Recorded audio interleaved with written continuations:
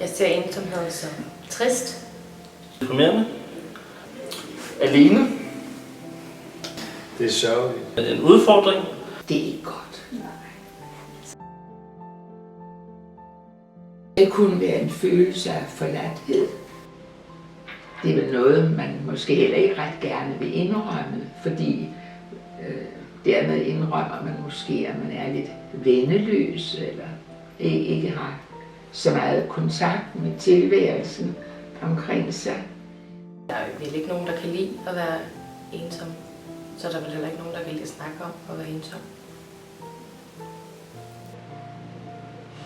Jeg vil sige, at de sociale medier har i hvert fald været med til, at man frem for at gå ud og lege ude på legepladsen, måske bare hellere vil sidde hjemme foran computerspil eller Facebook eller sådan noget. Mange folk gemmer sig bag en computerskærm i og med, at der kommer meget mere fokus på de sociale medier, og man er sådan lidt mere lukket inde på en måde. Man er ikke lige så social, som man var i gamle dage.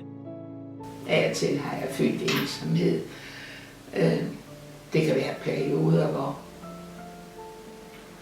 de fleste af os har vist alle sammen prøvet at slutte os til et eller andet menneske, og måske gik det ikke, var ikke, hvad det skulle være. Og så efterlader det jo en ensomhed, som måske gudskelov for regel går over.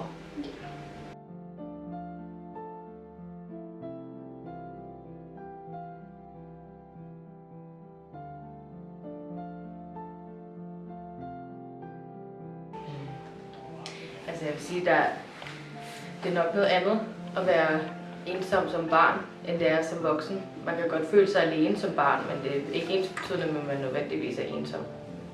Hvorimod at man som voksen måske er alene om rigtig mange ting, og derfor godt kan føle sig ensom.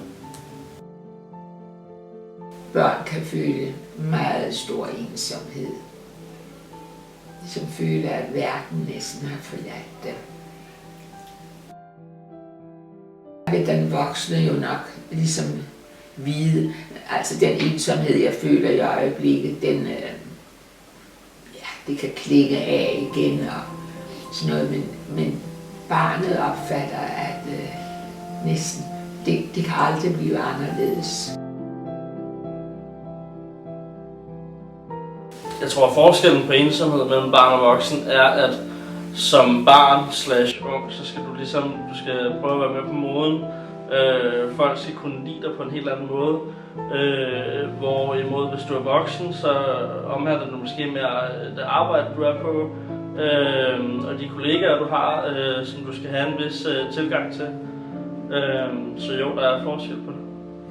Enten man så bor på plejehjemmet, eller fordi jeg startede med også at få noget hjemmehjælp på et tidspunkt, hvor jeg boede i mit eget hjem. Og jeg havde boet sammen med en god veninde i mange år, og hun døde. Og så blev der jo lidt ensomt og stille, når man ikke selv har børn, eller sådan. Ja, så bliver kredsen omkring en bliver mindre. Og der var det jo dejligt, når hjemmehjælpen kom.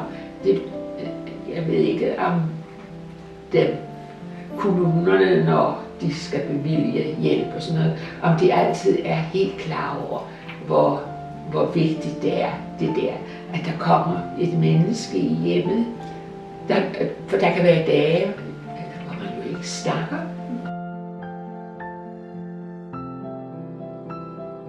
Jeg ser ensomhed som trist.